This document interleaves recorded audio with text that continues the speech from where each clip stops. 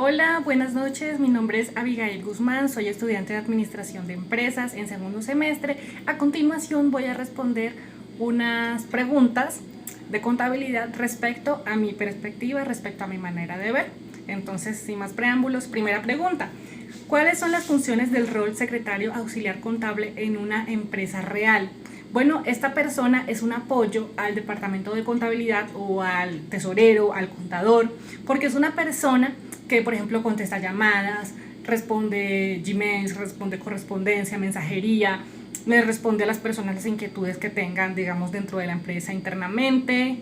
Es una persona que lleva, digamos, el día a día los registros contables y cómo se clasifican, por ejemplo, actividades como elaborar la nómina mes a mes de los trabajadores. Entonces, digamos que es una persona importante porque está empapada de lo que va sucediendo con la empresa en el día a día, desde la cotidianidad, desde lo rutinario, las planillas, formatos que toca hacer. Entonces, ese es el rol de una persona en la realidad.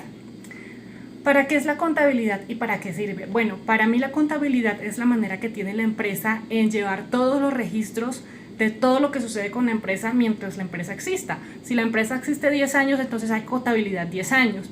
Es una manera de saber qué es lo que hay, qué es lo que hace falta, cómo tenemos eso que hace falta sin caer en la bancarrota, ¿no? Entonces, para mejorar la ganancia, para mejorar la utilidad, el capital. Entonces, para esto se necesita la contabilidad dentro de una empresa. ¿Quiénes están obligados a llevarla? Bueno, en la concepción de todas las personas, digamos en el imaginario, se piensa que solamente los contadores son los que tienen la obligación de llevar los números, y es una idea muy errada.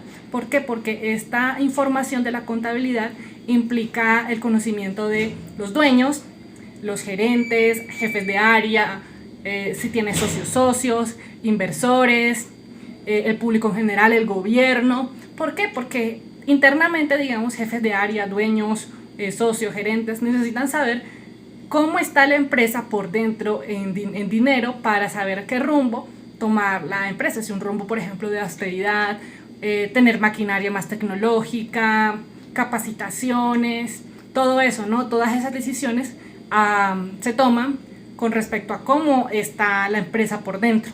Por fuera, digamos, el gobierno hay que pagarle impuestos. Si hay una persona que desee invertir, necesita saber qué tan fuerte es financieramente esa empresa para saber si puede invertir o no. Entonces, también hay un impacto en la macroeconomía. ¿Qué ventajas tiene una persona con conocimientos contables? Bueno, una persona con conocimientos contables, además de saber manejar sus propias finanzas, es un apoyo al emprendedor, por ejemplo, porque le va a ayudar al emprendedor cómo manejar las cuentas, cómo aumentar ese capital. Incluso esta misma persona puede emprender, puede llevar la contabilidad como empleado de una empresa o de manera independiente, por ejemplo, llevando la contabilidad de una o más empresas. Es una persona que cuando la empresa pide opiniones para tomar una decisión, es una persona que se le toma muy en cuenta. ¿Por qué? Porque esta persona habla con peso, habla con razones, con evidencia de qué es lo que está pasando. Entonces su criterio es bastante importante en cualquier decisión de una persona que tenga una empresa o que desee emprender una. Definir, explicar con las propias palabras qué es y cuáles son las cuentas principales de activos. Bueno, para mí no es un activo, son los beneficios de la empresa, ¿no? Son entradas, bien sea capital, mercancía, personas, todo esto que genera ganancias a la empresa.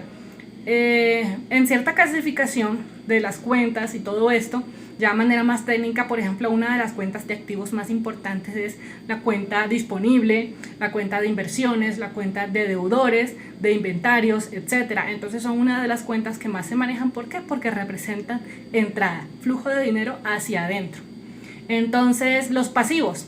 Para mí los pasivos son obligaciones que tiene la empresa, implican salida de dinero.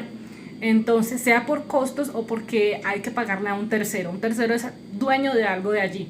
Por ejemplo, un inversor paga los dividendos a un inversionista. Entonces, digamos que aunque la empresa en conjunto se beneficia, por ejemplo, del dinero de ese inversionista, a la final, digamos que eso pertenece a un tercero. Entonces, implica una salida de dinero, aunque la empresa en el momento actual se beneficie de ello. Para el patrimonio, Estas son los aportes en forma de dinero, máquinas o mercancía que resultan siendo la base de la empresa y con la que la empresa puede contar fuera de que hay terceros. Ejemplo, soy un socio que fundó la empresa y voy a colaborar con 40 millones en mercancía. Pues bien, esto ya no es mío, esto ya hace parte de la empresa, de la base de la empresa. Entonces es una de las cuentas. Una de las cuentas de los pasivos, por ejemplo, son obligaciones financieras, cuentas por pagar, proveedores, cuentas laborales, por ejemplo, cuando hay que pagarle nómina a los empleados, eso hace parte de los pasivos. Listo, con eso cerramos los pasivos, pasamos a ingresos. Son entradas en los beneficios económicos que aumentan la ganancia de la empresa. Entonces, ingresos es todo lo que entra, pero entra ¿por qué? Gracias a la actividad económica de la empresa.